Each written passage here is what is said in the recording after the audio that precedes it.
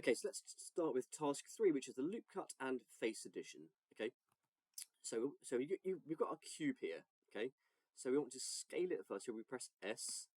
Now, if we just move our mouse gently, it remains as a cube. But we don't want a cube. We want like the base of our chair. So now press Z, and now when we move our mouse, we can now squish it down to the base of our chair. Let's go for about there. Okay, and zoom in a little bit. Okay. Next step, we want to come down and use the loop cut tool, but we need to be in edit mode. Okay. So just a reminder, either press your tab key or it's in the top left hand corner here. Okay. So we're now in edit mode, and we want to press Control R to use the loop cut. Okay. So Control R. Now you see if we just hover over it, you can see it follows each axis here. Okay. So I'm going to press and hold. But I'm not going to let go yet, because if not, we'll be in the wrong place. What I'm going to do is essentially put 4 of these, let's drop it there, to slice our chair to make 4 legs. Okay, let's go on there. Actually, rather than clicking and dragging, you can click once to select it, and then click again to plop it in place. Now for our last one, let's put it about here. Okay, fantastic. All right. So we've just done this step here, and you should have something which looks a bit like that. Again, we've got here, we can see that. Okay. Now our next step is now to make the legs of our chair. Okay. So make sure that we're still in edit mode, which we are. Okay, we're going to flip it upside down. Make sure we've got face select, and as we've done before, extrude the 4 legs all the same size. Okay. So let's flip it upside down.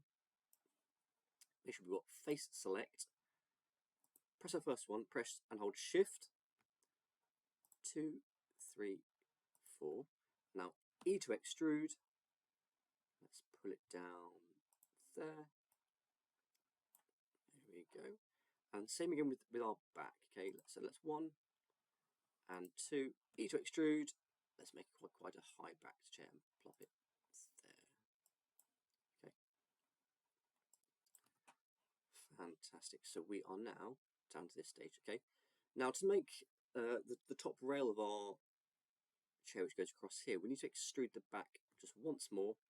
So again, we've still got our 2 faces selected. Let's press E. Let's just bring it up. In fact, let's just make it quite shallow. Let's put it there. Okay. Fantastic. Now we want to select the innermost faces and then delete them by pressing X. Okay. So let's do that one at a time. Let's press that. X and delete the face. You can just about see there it's become invisible. And same again to this side, X and delete the face. Okay. Now for our last step, we want the edge select tool, select the opposite edges of here, and we're going to create a new face across the bridge of our chair here. So we want our edge select, press 1 here, Shift, and select that one. You can faintly see here this one's orange. And now I'm just going to press F to make a face. Okay. Let's do that one more time with the top of the chair. 1 here, Shift, click, and F, and there we have our chair. If we look at it from the underside, we can actually see we've got a gap here, but that's actually what we wanted. Okay. If you prefer to extrude a section between those two, I'm sure you can. But roughly, there is the outline for our chair. Now, as extensions, there's a few things you can do now. If maybe you want to add some rails for like the backrest between here, you can do so. Maybe add some fancy feet to your chair. If you're feeling more technical, you can maybe round off the edges, perhaps here. But as you did before in the last task, of course, add some colour to your chair as well. Okay.